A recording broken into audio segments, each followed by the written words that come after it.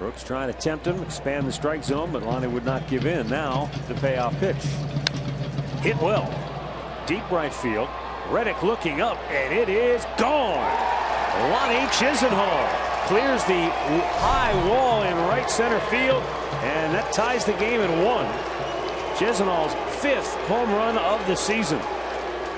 Well, he got to the count. He took a nice pitch on the outside part to bring the count to a full count, and then he got after a good low fastball. Watch the location of this fastball. It's got to be down. Now batting. There it is.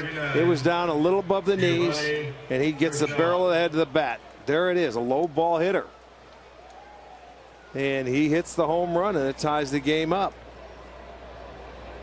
Good swing right there, stayed on it, cleared the fence.